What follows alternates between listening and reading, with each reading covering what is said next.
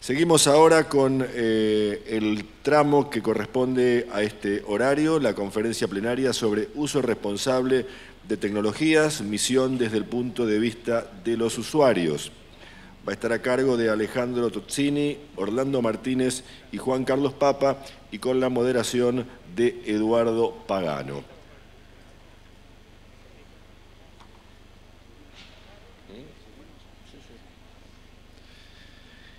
Mientras van subiendo los disertantes y se van ubicando en sus lugares, les voy contando el currículum de cada uno de ellos. Alejandro Tozzini es ingeniero agrónomo de la Facultad de Agronomía de la Universidad de Buenos Aires. Posee una maestría en producción vegetal en la Escuela para Graduados, también de la FAUBA, y un doctorado en Ciencias Biológicas de la Universidad de Buenos Aires.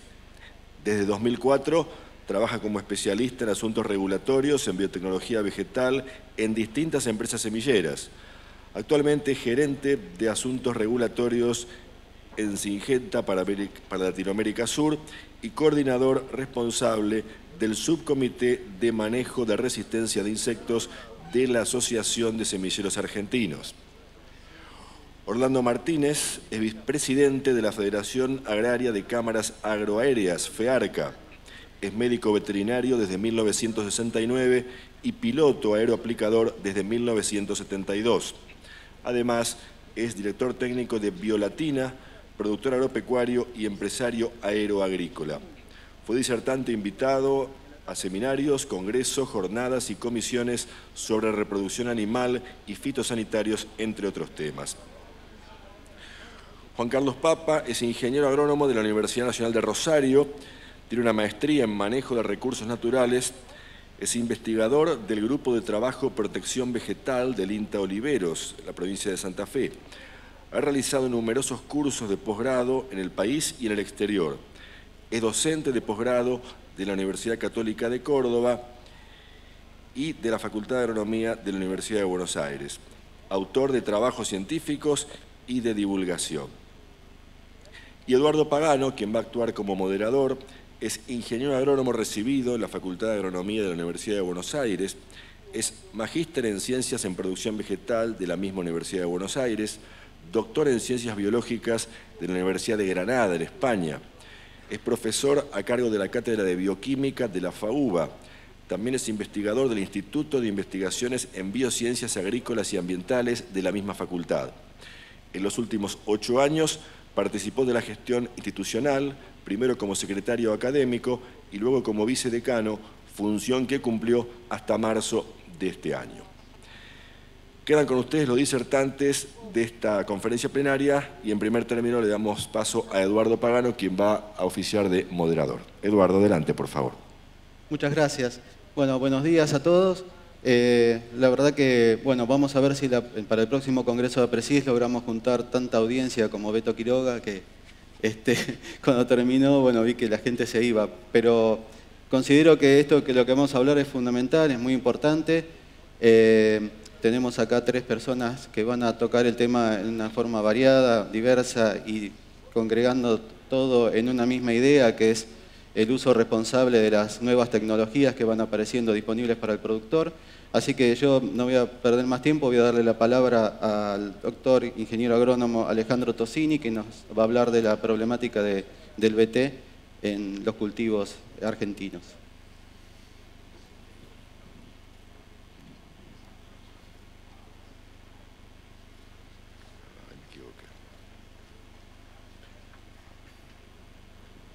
Muy buenos días. En primer lugar, agradecer a APRESID el espacio que nos da para tomar estos temas. Y desde ASA la propuesta es plantear 2 o 3 ideas en un tiempo corto, en unos pocos slides, como para después tener la oportunidad con todos ustedes de poder profundizarlo en base a las inquietudes que ustedes tengan.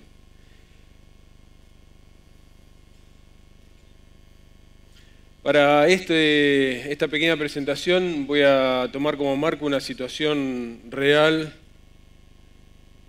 en la Argentina de tolerancia de insectos a materiales BT, pero también les voy a pedir que mientras voy avanzando en esta presentación, cada uno de ustedes haga un paralelismo imaginario con la situación de malezas, con la problemática y con la experiencia que ustedes tienen. Creo que hay muchos puntos en común. Algo está pasando con la presentación. Ahí parece que está en control. Bueno, la tecnología BT en Argentina hace más de 15 años que la tenemos en maíz. Creo que ya está. Siempre se fue todo junto. Ahí estamos. Y recién en el año 2013 se detecta por primera vez una población de insectos de Diatrea saccharelis tolerante a materiales BT. Esto ocurrió en San Luis, en el departamento de Ayacucho. Este biotipo no se detectó fuera de la zona de San Luis, en este departamento, pero en la zona los daños persisten y seguramente persistirán. En una población natural de insectos, la mayoría de ellos van a ser susceptibles a una proteína BT, mientras que unos pocos no lo van a hacer.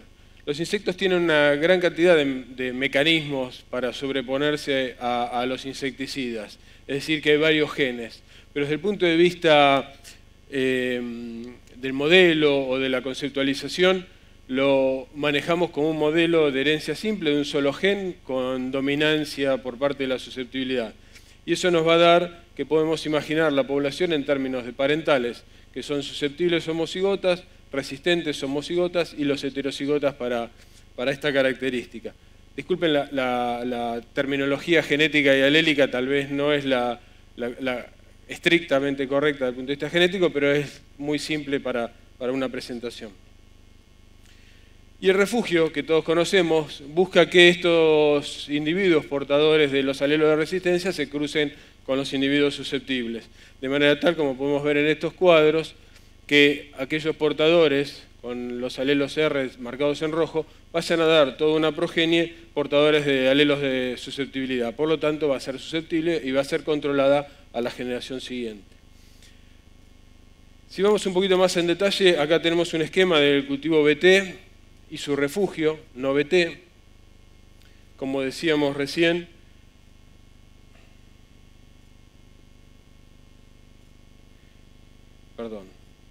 vamos con los tiempos como decíamos recién, van a estar representadas todas las frecuencias genéticas, categorías genéticas en ese cultivo al momento de la ovoposición. Pero también, como decíamos recién, las proporciones de estas frecuencias genéticas son distintas y así lo vamos a representar con mayor cantidad de individuos susceptibles. Al momento de que eclosionan las larvas y que pasan a alimentarse del cultivo BT, ocurre lo que esperamos, el control de los individuos susceptibles y los individuos heterocigotas, quedando solamente una pequeña proporción de individuos resistentes en ese cultivo BT. Ahí es donde se ejerció la presión de selección y ahí es donde hay un foco de insectos que son potenciales a seguir desarrollándose dentro del cultivo a lo largo de los años y que generen una población importante de individuos resistentes. Por eso lo que buscamos desde el punto de vista del refugio es que estos individuos que sobrevivieron se crucen finalmente con una mayoritaria masa de individuos que son susceptibles y por lo tanto su progenie también va a ser. Acá tenemos un ejemplo teórico con una frecuencia determinada de alelos de resistencia bajos y podemos ver que a partir del cruzamiento de esa gran población de individuos susceptibles vamos a obtener individuos que son resistentes, pero en una proporción ínfima. Este es el secreto, esto es lo importante del efecto del refugio. Entonces el refugio nos da una oportunidad, nos da la oportunidad de mantener a los individuos que son resistentes en niveles mínimos dentro de la población. También, en el caso de Diatraea especialmente, que hay un efecto significativo de la población local año a año, nos da la oportunidad de que los beneficios de ese control, de ese mantenimiento de la población de individuos resistentes se capitalicen en el mismo lote. Por eso, en definitiva, el refugio es una oportunidad para preservar las tecnologías y para preservar también nuestros lotes. Siguiendo con esta idea del refugio, ¿qué pasa si combinamos esto con otras medidas? Por ejemplo, aplicación de insecticidas. Y esto que voy a mostrar ahora no es una recomendación técnica, sino simplemente un ejercicio para que sigamos pensando en cómo funciona el refugio. podríamos aplicar solamente sobre el cultivo sobre el refugio. Eso es lo que ocurriría, estaríamos castigando a la población del refugio. Por lo tanto, el efecto es, tenemos una protección del rendimiento, pero al mismo tiempo es negativo desde el punto de vista del manejo de la resistencia. Estamos perjudicando a la población de individuos susceptibles. De nuevo, otra situación, ¿qué pasa si aplicamos en todo el lote? Ahí le estamos pegando a toda la población en general, hacemos una protección del rinde y podemos decir que puede ser neutral desde el punto de vista de IRM. Y si lo aplicáramos solamente en el cultivo BT, en esta situación le estamos pegando 2 veces a esa población que queremos controlar, por lo tanto, es positivo desde el punto de vista de IRM, pero no es significativo desde el punto de vista de protección del rinde. Siguiendo con esta idea, ¿qué más podemos hacer combinando el refugio con buenas prácticas y manejo integrado? Entre ellos, rotación de cultivo, rotación de los modos de acción insecticida. En estos días del Congreso tuve el privilegio de aprender lo desconocía, que para los herbicidas también usan una nomenclatura de sitios de acción, codificados con letras y con números, de tal manera que el productor sabe qué letras y números se está usando a lo largo de su proceso productivo en un año, en los siguientes o dentro de la misma campaña, y viendo de esa manera cómo rota los modos de acción, en ese caso herbicidas. Bueno, acá tendríamos que hacer lo mismo, rotar modos de acción insecticidas, utilizar eventos acumulados con distintos modos de acción. Esto hace mucho más difícil para el insecto poder evolucionar a la resistencia. Monitoreo, también algo que escuché muchísimo en estos 2 días de charlas en este congreso. Monitoreo, como vemos que está haciendo la ingeniera agrónoma ahí a la izquierda en la foto. Y monitorear, y si hay un pico de insectos, un pico de infestación, aplicar insecticida en base al umbral.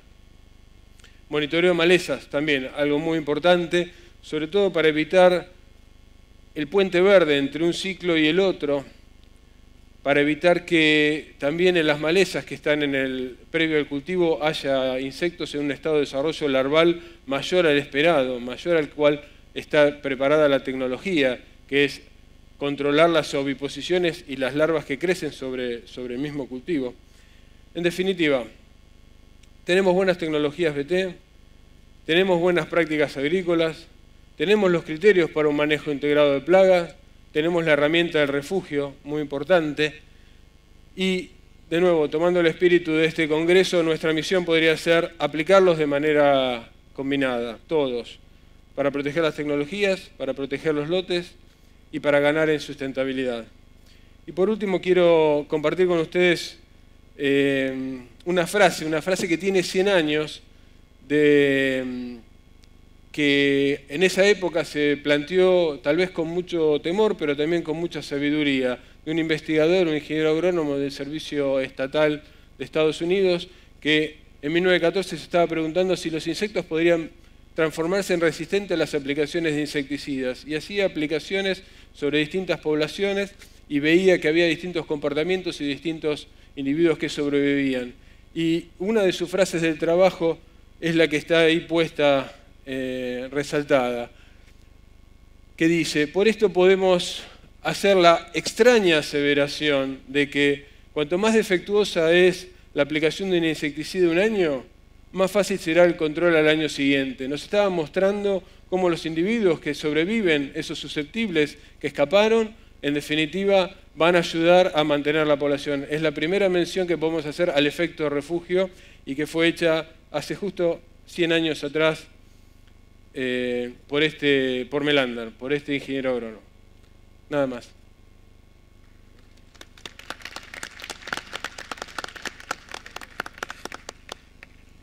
Muchas gracias, Alejandro. Ahora le vamos a dar la palabra al doctor Orlando Martínez, que nos va a hablar sobre las tecnologías de aplicación aérea de productos químicos. Muchas gracias. Está todo bien. Buen día. Uso responsable de tecnología es el tema que más nos atrajo cuando nos invitaron de APRESID para exponer. Porque cuando hablamos de tecnología, hay tecnología espacial, hay tecnología en medicina humana hoy con un desarrollo impresionante, hay tecnología en un montón de aspectos en donde se cree que se puede llegar a límites que todavía como seres humanos creemos estar entrando en este otro proceso de la nanotecnología. Pero la tecnología de aplicación aérea es un aspecto que tiene condimentos muy especiales porque está hecho por un elemento que se sostiene en el medio de una masa de aire. Por lo tanto, no está regido por ningún pedestre, ni rueda, ni nada por el estilo. Y esa conducción está realizada por un piloto aeroaplicador que tiene una formación y una, entre comillas, pasión por hacer el vuelo, porque no cualquiera se puede subir a un avión y hacer con él lo que quiera. La aviación agrícola argentina está conformada, voy a hacer una introducción ligeramente para ubicarlos donde estamos parados al momento. Tenemos más o menos 480 a 500 empresas que hacen un volumen de 1.000 a 1.200 aviones agrícolas. ¿Y por qué digo que hay aeroaplicadores? Porque el 75% aproximadamente son unipersonales, es decir, es un piloto con su avión. El resto están las empresas que van de 2 aviones a más de 5 aviones. Esta es la conformación del espectro aeroagrícola en la Argentina. De esos 1.000 aviones, o más de 1.000 aviones, el 75% también aproximadamente son aviones específicos.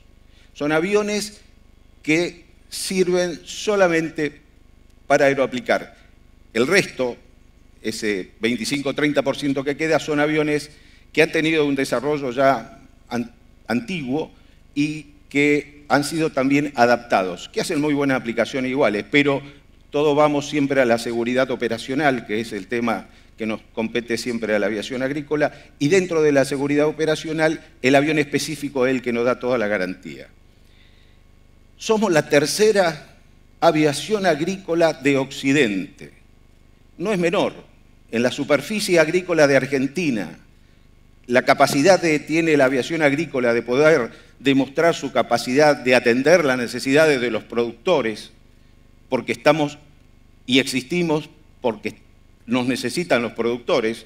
Ninguno va a tener un avión agrícola para dar una vuelta los domingos en el pueblo. Este impacto de decir que tenemos la tercera Fuerza Aérea de Occidente demuestra la capacidad de una actividad no subvencionada. Cada uno se compró su avión, lo equipó, se hizo su pista, su hangar, es decir, puso todo el esfuerzo en esa tecnología de llevar al productor agropecuario el mejor sistema de aplicación. En Argentina estimamos que estamos en los 10 millones de hectáreas protegiendo los cultivos en 22 a 23 distintas situaciones y de distintas producciones. Desde el norte hasta el sur de la provincia de Buenos Aires. Norte, llámese Jujuy, Salta, Jujuy, todo el territorio nacional, incluye Cuyo, el Valle de Río Negro y Neuquén, y hasta el sur de la provincia de Buenos Aires. Esto significa que está distribuido la actividad en un montón de lugares en donde es una gran inversión por ahí tener que estar para dar el servicio manteniendo un sistema. Y entonces hablamos de tecnología, así es la introducción. Este es un avión, el que ustedes están viendo, es un avión construido en Argentina. Esa foto es de la plataforma de la fábrica de aviones de Córdoba. Ese avión empezó a fabricar en Córdoba, tiene mucha historia, se llaman Puelche en Argentina, pero viene de la historia de los Pauni, es un histórico avión agrícola en el mundo. Pero lo que significo con esto es que es un avión técnicamente tecnológicamente para hacer un uso responsable de las aplicaciones. Es monoplano, a la baja, monoplaza, su tanque lo tiene delante del piloto por seguridades, como le decía recién, seguridad operacional, lo cual significa que está la tecnología usándose para hacer un producto tecnológicamente aeronavegable y a su vez hacer un producto que dé las mejores condiciones de aplicación en la superficie de la República Argentina. Es tecnología también, y es el uso responsable de esa tecnología, como ven en el cuadro de la izquierda, aplicaciones líquidas, con una perfecta distribución de los picos haciendo una aplicación sobre un cultivo. Es tecnología que se aplica al avión, es decir, el avión vuela y el equipo es el que permite que ese avión dé ese servicio de la mejor manera. En el lado derecho tenemos un dispersor que también tiene tecnología de diseño para hacer una cobertura sembrando semillas de diversas, escuchaba recién las coberturas en muchos lugares del país se hacen con avión, con ese sistema, con vicia, con avena, con centeno, se siembra trigo. Todo lo que es aviación agrícola tiene tecnología. No es un invento de nadie, sino es un proceso. Olvidé decir en la primera página, en la primera slide, que desde el año 1927, un productor agropecuario, Vizcarret, en esta provincia, Rafaela, hace la conversión de un avión para aplicar un polvo ante el ataque de una banda de langosta, que destruía todo. Habrán leído más de una vez que fueran las mangas de langosta. Digo que el mismo productor, quería introducirlo a este tema, fue el mismo productor el que encontró la necesidad de su evolución. Y fue pasando el tiempo, del 27 hasta el 50, alternativamente se fueron haciendo trabajos de aplicación en distintos rubros, más que nada todos con polvos, hasta que aparece en el década del 50, fines de guerra, los productos químicos, y el gran desarrollo es entre el 50 y el 60. Y ahí aparecen los líquidos, que son lo que dan la gran expansión a la aviación en el mundo. Quiero decirle en este punto que la aviación agrícola en el mundo crece a un promedio entre el 1,5 y el 2%. Es decir, no es que, como pueden haber escuchado por algunos lugares, que no se permite hacer aplicaciones aéreas ya casi en ninguna parte del mundo. No. Con esto le estoy afirmando que crece el 1,5 al 2% por año, y les digo más, hay fábricas en Estados Unidos que la producción del 2015 la tienen vendida. A ver, la demanda de alimento tiene demanda de aplicación, eficiencia y con tecnología. ¿Qué es eso? La aviación agrícola. ¿Se entiende? Los equipos aspersores líquidos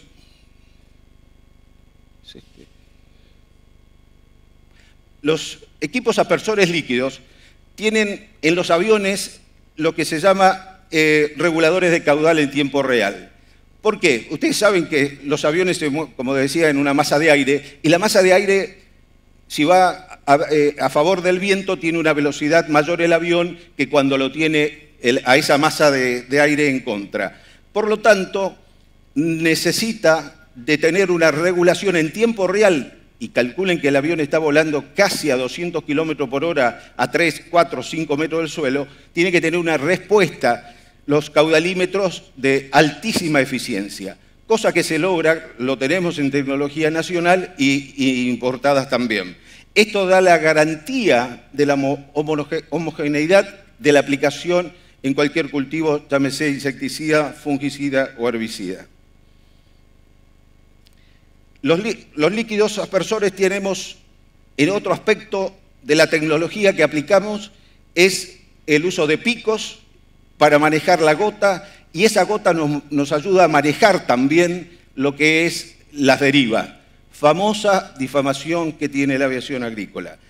A la mano izquierda están los picos tradicionales Tillet, y estos son los atomizadores que con la regulación de sus paletas, que ustedes lo ven ahí en rojo, se le puede manejar perfectamente el tamaño de distribución de gotas.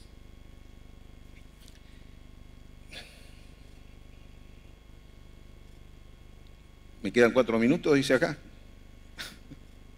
Bueno, se me cortó el control de altura, para atrás. Control de altura y deriva. Esto es una tecnología que apareció hace 5 años más o menos. El equipo de la izquierda es un láser que va leyendo permanente y dando información en tiempo real a la velocidad que ustedes se imaginan de los 200 kilómetros que le hablaba recién, de la altura de vuelo del avión. Y el de la derecha es la barra de luces que tiene el piloto para guiarse en el punto a punto que marcó originalmente en el patrón de trabajo que eligió, que a diferencia de la máquina terrestre, el patrón de la máquina terrestre es pasada por pasada, lado a lado. En esto tenemos una variedad de aplicaciones, voy a dar una como ejemplo enseguida, y esto termina realizando un buen trabajo. ¿Qué ocurre? En el punto a punto que vuela el avión, cuando tiene alguna componente de viento de un lateral, el avión vuela de punto a punto en la misma dirección, y esa es la habilidad del piloto de llevarlo, pero asume una actitud, el avión, que es tomada por el software del equipo y le indica al piloto la deriva que está teniendo. Entonces, el piloto, a través del control de altura, le permite determinar si está entrando en la cobertura que él desea para que la aplicación vuelva a ser homogénea. Digamos, esto es tecnología aplicada. Y ahora, todo esto lo que hablamos era de adentro del avión. Ahora salimos afuera del avión y el avión nos ha empezado a dar información para la cual ya podemos relevar a los equipos que teníamos originalmente en nuestros hangares para ver la humedad, la temperatura. Hoy tenemos el equipo sobre el avión. El avión nos da en tiempo real humedad, temperatura y los dos datos más importantes, que es para hacer las buenas prácticas. Y estos equipos nos dan historiales, nos recuperan mapeos, reportes y demás cosas. La guía que había, el patrón que le decía que tenía, y después mapas de aplicación en tiempo real. Ustedes hoy, si el aplicador es de su confianza, le puede dar la clave para entrar en su sistema, y ustedes, cuando le dan el trabajo al aeroaplicador, perfectamente le pueden decir, ¿me das la clave que quiero ver cómo estás aplicando? Y si es de buena relación, se la puede dar y ver esto.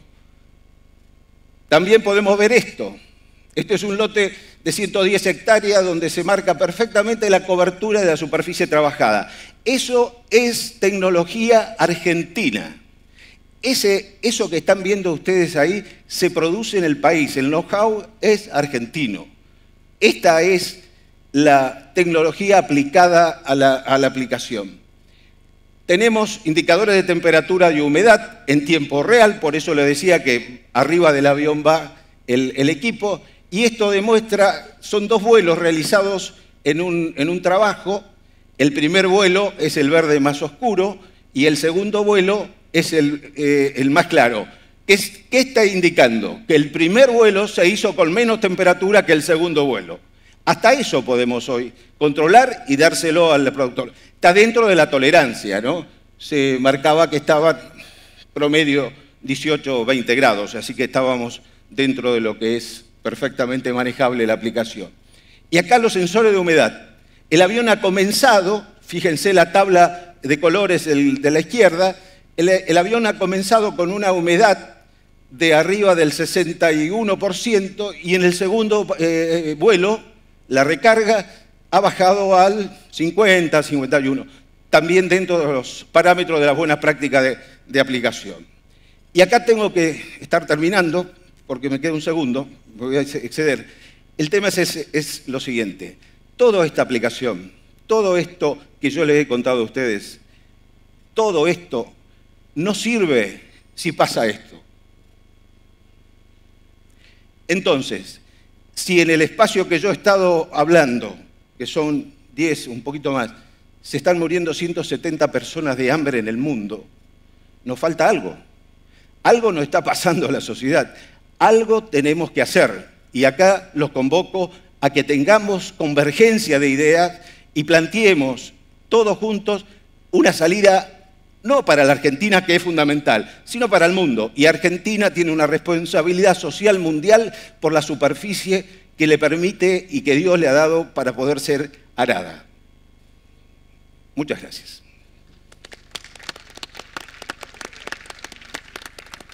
Muchas gracias, Orlando. Ahora le vamos a pasar la palabra al ingeniero Juan Carlos Papa, quien nos va a hablar sobre la problemática del manejo de malezas en los cultivos más importantes de Argentina. Gracias. Bueno, buen día. Quiero agradecer a los colegas y amigos de APRESID por esta oportunidad. Y bueno, yo me tomé la libertad de hacer un pequeño cambio en el título que me habían propuesto, que era de nuevos eventos, viejos herbicidas. Y me gustó más hablar del término sustentabilidad de las tecnologías destinadas al manejo de malezas, ¿sí? ¿Por qué? Porque hoy evidentemente estamos viviendo un escenario nuevo, distinto por lo menos para muchos colegas y productores jóvenes, y crítico en el tema de malezas. Un escenario que se ha venido gestando a través de nuestra acción como productores a lo largo de alrededor de 30 años, desde que decidimos abandonar la tecnología de procesos y de la labranza, ¿sí?, en el manejo de malezas, y pasamos violenta y drásticamente a una situación de tecnología de insumos con cada vez menos aporte de las labranzas y mayor incremento de la superficie en siembra directa. Esto comienza ahí por los 80 con la introducción de los herbicidas inhibidores de acetolactato sintetasa y alcanza su punto cúlmine con la introducción de la soja RR y el glifosato como herbicida fundamental y prácticamente único herbicida utilizado. Y esto derivado, esta tecnología derivada de una fuerte demanda, ¿sí? Como resultado de la aplicación de este modelo, llegamos a la situación problemática que tenemos hoy de malezas tolerantes y resistentes a herbicidas, que independientemente de que sea una cosa o la otra, son malezas que no podemos controlar con la tecnología disponible.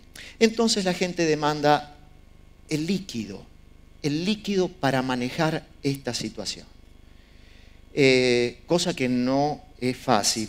Y no es fácil porque no estamos comprendiendo por qué estamos sufriendo esta situación. En realidad, lo que estamos viendo como problema de malezas tolerantes y malezas resistentes es un síntoma. Es un síntoma de un sistema enfermo, un sistema que está caracterizado por la sumatoria de factores, como la ausencia de labranzas, a lo cual hay que sumar, no hay ningún factor individual, ¿sí?, es una sumatoria. La escasez de rotaciones con una marcada tendencia al monocultivo, barbechos excesivamente largos, 6-8 meses, y pocos cereales de invierno, la elevada dependencia del control químico con el uso intensivo de uno o unos pocos herbicidas, modos de acción y mecanismos de acción sumamente concentrados, sobre todo los más económicos. Y el núcleo de esto es el régimen de tenencia de la tierra. Para la zona sojera núcleo estamos hablando de hoy en día más de un 70% de arrendamientos con contratos de muy corta duración. Lo que estamos hablando que el evento financiero, el evento productivo, ocurre en un plazo muy breve, cuando el evento biológico que tiene que ver con las malezas ocurre en una escala de tiempo e incluso de espacio mucho mayor. Por supuesto, este es un modelo fácilmente aceptado y es exitoso porque es sencillo, es poco diverso, de alta rentabilidad concentrada en un excesivamente corto plazo. El horizonte de eventos se limita al lote y solamente a un ciclo agrícola. Es inconscientemente pródigo en externalidades que favorecen la manifestación de estos problemas y es degradativo e insustentable en el espacio y en el tiempo. Esto lo hace vulnerable. Vulnerable a que ocurra en algún momento algún acontecimiento que lo desestabilice de manera tal que resulte en un efecto catastrófico, algo parecido a lo que pasó con la hambruna de las papas de Irlanda. ¿Y cuáles son las soluciones que nos planteamos para estas situaciones de malezas? Estamos en un contexto o una circunstancia a la cual hay que sumarle una serie de herramientas que son los herbicidas de los cuales disponemos, ¿sí? Algo tiene que cambiar. La gente dice, bueno, yo quiero el nuevo herbicida, cosa que no va a venir. Si no tenemos en esta suma un nuevo herbicida, lo que va a tener que cambiar es la circunstancia. Por lo tanto, desde los organismos públicos de investigación, de las universidades, lo que van a percibir es que el mensaje dice, bueno, volvamos al manejo, primero tomemos conciencia de esta problemática real, es un problema dinámico, y volvamos a los conceptos del manejo integrado de malezas.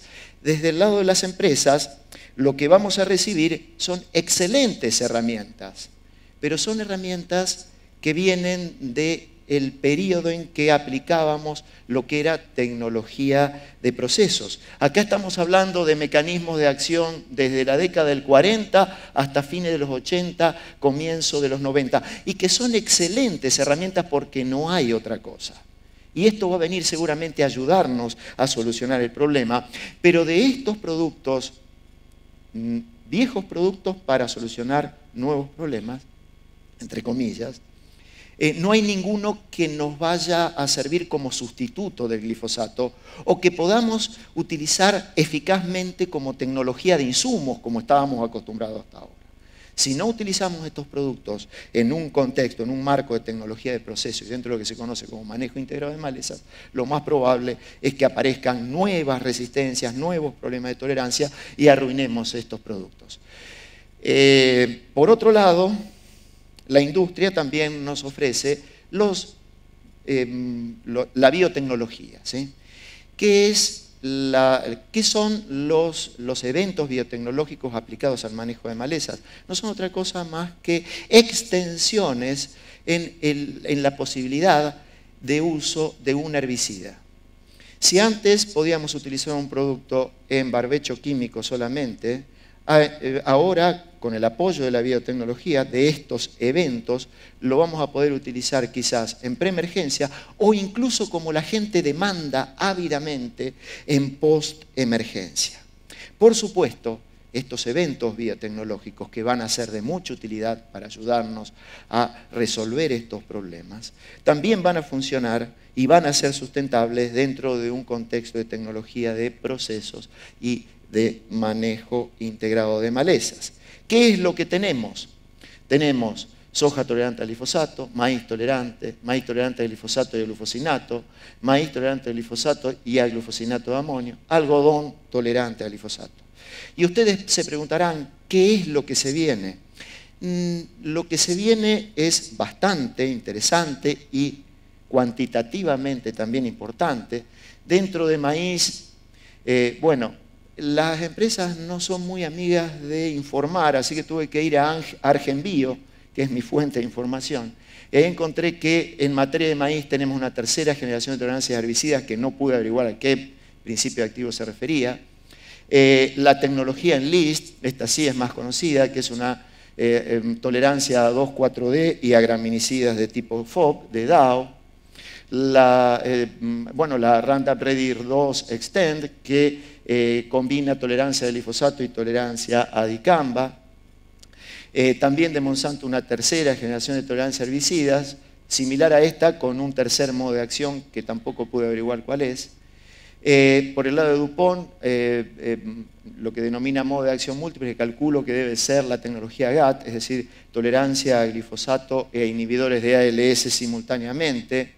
Por el lado de Bayer, tolerancia a inhibidores de pigmentos y a glufosinato de amonio. Por el lado de Dow, nuevamente la tecnología en LIST aplicada a soja, en este caso 2,4-D y glufosinato. Por el lado de Dow también la tecnología en LIST E3, 2,4-D, glifosato y glufosinato. Por el lado de Bayer, simultáneamente tolerancia al glifosato, a inhibidores de pigmentos y al glufosinato. La tecnología Balance de Bayer, también glifosato e inhibidores de pigmentos. Siguiendo en soja, por el lado de BAF, lo que se llama la tecnología Cultivance, con tolerancia a imidazolinonas. Y la Enlist E3, que bueno, es similar al anterior, 2,4-D, glifosato, glufosinato y más 2 rasgos de BT, 2 proteínas de BT para control de insectos. En algodón, bueno, tecnología Enlist, tecnología Liberty Link, o sea, glufosinato de amonio, y un cultivo que estaba bastante huérfano, como es colza, con tolerancia a glifosato, con tolerancia a glufosinato de amonio y simultáneamente ambas tolerancias. Generalmente, o lo usual, es que estas tecnologías seguramente van a venir en forma de paquete, es decir, acompañada con nuevas formulaciones de herbicida a fin de evitar, por ejemplo, problemas o reducir, minimizar efectos probables de deriva, olor a herbicidas. Y vienen a satisfacer una demanda. Como vemos, la demanda que vienen a satisfacer fundamentalmente es de tratamientos de post-emergencia. Ahora la pregunta que sigue es, ¿esta demanda se condice realmente con la necesidad real para solucionar este problema? Y lo dejo planteado solo como una pregunta. Bueno, acá tenemos un ensayo donde se le muestra a la gente el efecto de la tecnología Xtend de Monsanto, ¿sí? Donde la soja susceptible muere. ¿Por qué debe ser preservada la utilidad de estas tecnologías? En realidad estas tecnologías sin el herbicida no existen. Lo que hay que preservar es el herbicida, porque los herbicidas son recursos escasos y difícilmente renovables. Lo que vemos acá es que partimos de alrededor de 140.000 hasta 200.000 moléculas para llegar a obtener una molécula, ¿sí? Y el costo es elevadísimo, entre 200 millones de dólares como costo bajo, puede llegar a ser hasta alrededor de 400 millones de dólares o inclusive más. Recursos escasos y difícilmente renovables. Si fuera tan fácil, ¿por qué no apareció un nuevo glifosato? ¿Sí? Y sobre todo son valiosas estas tecnologías porque coevolucionan con otras tecnologías. Acá podemos ver cómo evolucionó la soja RR en condiciones de la tecnología de glifosato y la siembra directa, ¿sí? Esto hubiera sucedido sin la soja RR. Acá podemos ver cómo evolucionó la siembra directa y cómo cuidamos estas tecnologías. Es tan importante cuidar estas tecnologías que las empresas tienen lo que se denomina el departamento de stewardship. El departamento de stewardship tiene a su cargo el cuidado, la preservación de estas tecnologías para que sigan sirviendo a lo largo de mucho tiempo y, por supuesto, brindando beneficios económicos y utilitarios. Es el cuidado de la preservación de un producto, una tecnología, pero a lo largo de todo su ciclo de vida, ¿sí? Dando las recomendaciones finales de uso apropiada, incluso más allá, procurando prevenir lo que llaman las externalidades.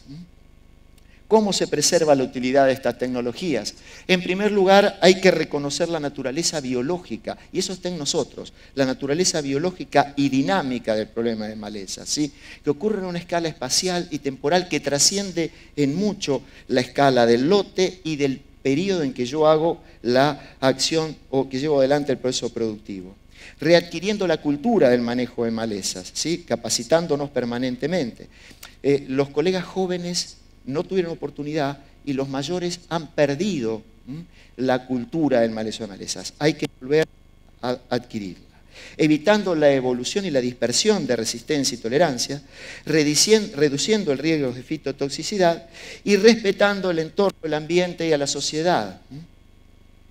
Hay que volver a los conceptos, a la aplicación eficaz de los conceptos del manejo integrado de malezas, considerando que hoy en día, al estado actual del conocimiento, los problemas de malezas no se van a resolver solamente con herbicidas como la gente cree.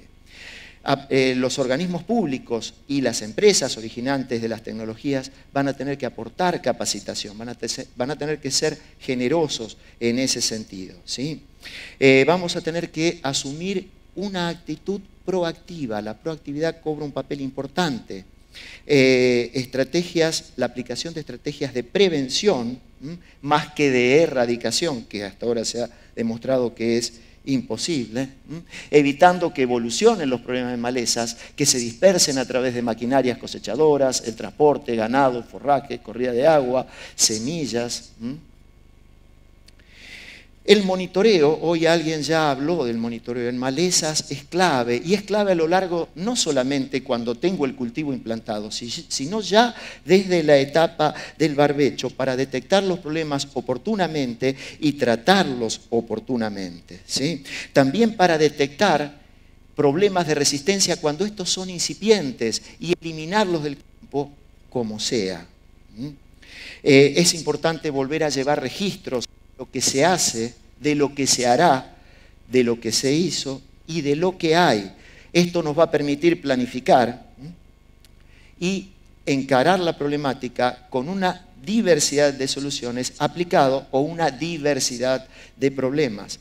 No existe más una sola solución que nos permita encarar o resolver una gran diversidad de problemas. La aplicación de métodos culturales, rotación de cultivos, cultivos de cobertura. La mayor parte de las malezas problemáticas anuales poseen semillas que requieren luz para germinar. Si yo las cubro con un cultivo de cobertura, esas semillas no vienen. Y el aporte que hace al control, una tecnología relativamente simple, es muy importante. Y sin la participación de herbicidas, o con una menor participación de herbicidas.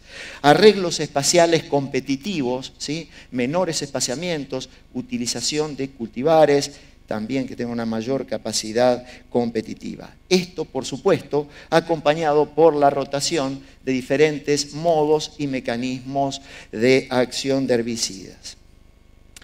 Para saber cómo rotar herbicidas también vamos a tener que volver a capacitarnos. También el tema de tecnología de aplicación, recién se tocó por lo menos en parte. Hoy en día uno de los eslabones más débiles es la tecnología de aplicación. Si bien la diversidad de herbicidas se ha ampliado, no todos se pueden aplicar exactamente de la misma manera. Lo que estamos viendo, por ejemplo, es que en el mercado se están reintroduciendo numerosos principios activos que actúan como de contacto, tienen acción de contacto. Y la tecnología de aplicación de un glifosato, que es un producto sistémico, es muy distinta a la tecnología de aplicación de, por ejemplo, un flumioxacin, que es un producto de contacto, ¿sí? Por lo tanto, no podemos aplicar todo exactamente de la misma manera porque nos vamos a encontrar con grandes fallas y esto también contribuye a arruinar las buenas tecnologías. Hay que evitar, en la medida de lo posible, situaciones como esta que hoy siguen siendo muy comunes. Llegar tarde, ingeniero, no tengo otro remedio, yo llego siempre tarde. ¿Cuál es el mejor líquido para controlar esto? Y no hay ningún herbicida que se adapte para funcionar adecuadamente en estas circunstancias. Entonces viene el forzado de la tecnología. Y cuando forzamos la tecnología con dosis excesivamente altas, con mezclas en muchos casos incompatibles, lo único que favorecemos es la evolución de procesos de resistencia y de tolerancia, lo cual reduce también la sustentabilidad de las tecnologías aplicables al control de malezas. Otro vicio, sembrar sobre la maleza viva del rastrojo anterior.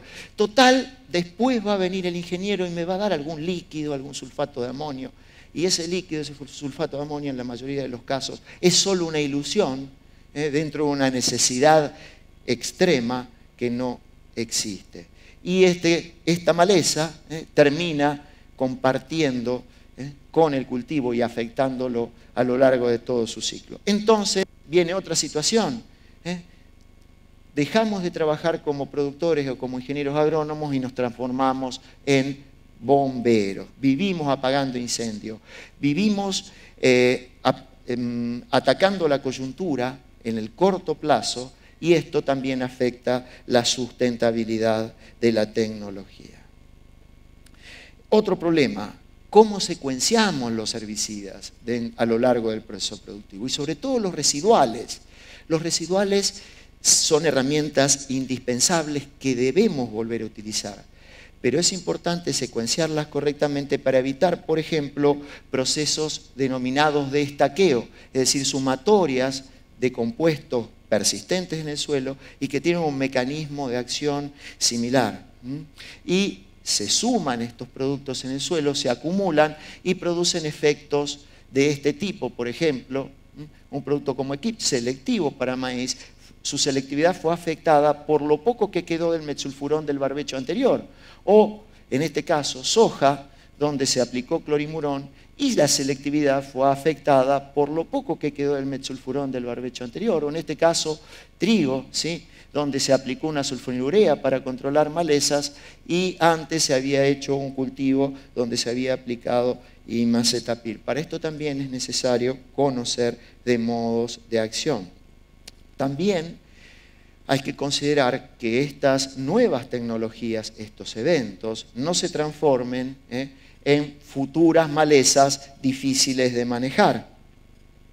Conclusión, y para terminar, el problema de malezas en Argentina es muy complejo y tiene raíces que trascienden lo meramente tecnológico, con muy importantes componentes económicos, sociales, culturales, conductuales y una gran dificultad por parte de los actores del sistema productivo en reconocer y asumir el problema.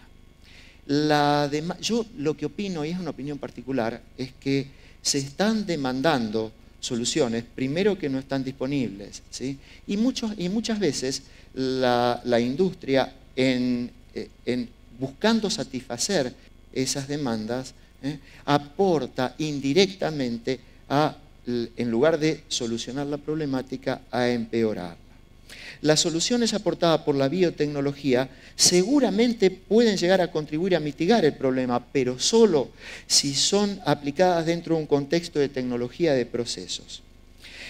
Si insistimos en emplear estas tecnologías como sustituto del glifosato, es decir, como lo veníamos usando antes, como tecnología de insumos, seguramente lo que nos vamos a encontrar es que el problema de malezas se va a agravar más, y de esa manera se reducirá la sustentabilidad. Para que las soluciones biotecnológicas perduren, es muy necesario un cambio de actitud que acompañe un cambio del paradigma predominante, es decir, un retorno a la aplicación efectiva de los conceptos del manejo integrado de malezas. Volviendo a lo que decía al principio, tenemos dos componentes: el contexto, la circunstancia en la que nos toca actuar, las herramientas químicas. Algo de los dos tiene que cambiar. Si no cambia o no tenemos nuevas herramientas químicas, cosa que aparentemente no vamos a tener, nuevas realmente, me refiero a nuevos mecanismos de acción, lo que tiene que cambiar es la circunstancia o el contexto. Muchísimas gracias. Hasta luego.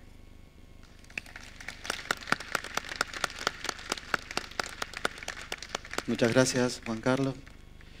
Vamos a esperar a ver si hay alguna pregunta del público. Bueno, mientras esperamos, yo me interesaba hacer alguna pregunta a los panelistas. Primero a Alejandro, ¿no? En tu charla, digamos, se hizo mucho hincapié en la responsabilidad de hacer refugios, ¿no? Como que los refugios son clave y son inevitables. Te hago una pregunta dividida en dos partes. Primero, ¿hay otra alternativa que pueda suplantar a los refugios para evitar el problema de la aparición de resistencias que se esté estudiando o analizando? Y la segunda parte de la pregunta es, a tu modo de ver, ¿en quién recaería la responsabilidad de controlar que se hagan efectivamente los refugios?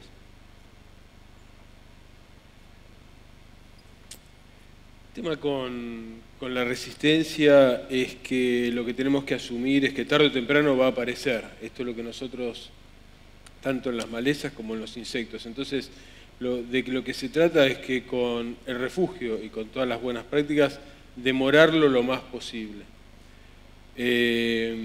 Entonces, hoy el refugio, junto con las buenas prácticas, y ahí incluyendo por ahí la acumulación de nuevos modos de acción, la creación de nuevos modos de acción, pero acá también nos enfrentamos a una situación similar a la que planteaban recién con el tema de las malezas.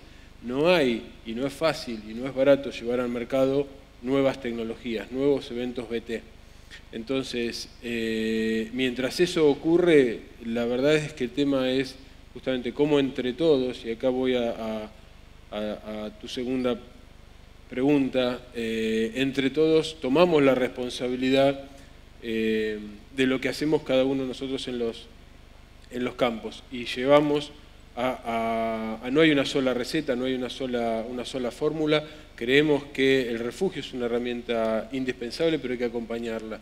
Y ahí es donde el resto de la receta debemos recurrir al ingeniero agrónomo, debemos recurrir a poder combinar para cada caso particular los mejores complementos de ese refugio, que entendemos que es la principal manera de mitigar y mantener una población en condiciones mínimas, en donde la población resistente va a estar, pero el daño va a ser mínimo y lo vamos a mantener además en un nivel ínfimo de la población. Muchas gracias. Ahora me gustaría hacerle una pregunta al doctor Martínez. O sea, yo, digamos, trabajo en un laboratorio, pero no dejo de leer los diarios y veo que la profesión que usted representa está siendo puesta bajo estudio, digamos, y hay alguna demanda social con respecto, creo que en su charla también fue claro al decirlo, ¿no? Que hay que dar una respuesta. Mi pregunta es muy simple, y disculpe si, digamos, si no lo tenía previsto, pero ¿existe algún mecanismo para controlar que los aplicadores hagan las cosas bien, digamos una especie de código de ética o una asociación que se encargue de velar porque se cumplan las cosas bien y aquel que no las cumple bien, quizás quitarle la licencia o ir sobre él, digamos, de manera de proteger a la profesión, ¿no? Algo similar a los colegios profesionales. Los colegios profesionales de las diferentes actividades están para justamente velar por el buen uso del título, ¿no? ¿Existe eso en el...? Bueno, lástima que esto no sea una reunión de agroaplicadores y que hayas hecho esta pregunta en la masividad de los agroaplicadores, porque en la presencia de los agroaplicadores, porque es lo más difícil que tenemos es en la dispersión que yo dije que estamos en el país, es muy difícil el control en un pueblito en donde hay 1000 habitantes, 500 o 200 y está el agroaplicador que se cree separado del resto del país. Es muy difícil llegar a eso. De todas formas tenemos ya herramientas para ir en contra de eso, como es el Estado nos ha autorizado a crear la primera escuela de agroaplicadores específica. El que va ahí no hace más que ser un piloto agroaplicador. Existe en otra parte del mundo. Recién hace un año los hemos logrado acá en la Argentina. Eso lleva a la pregunta, a que todos tendremos que firmar una vez recibido o hacer el recurren de los que ya tienen muchos años de aplicación, de firmar un código de ética. Y el código de ética tiene que ser cumplido a rajatabla porque el efecto de un mal aplicador, de una mala aplicación, tiene una expansión en los medios sociales de una magnitud que nos sorprende. Quizás con efectos mínimos, ¿no?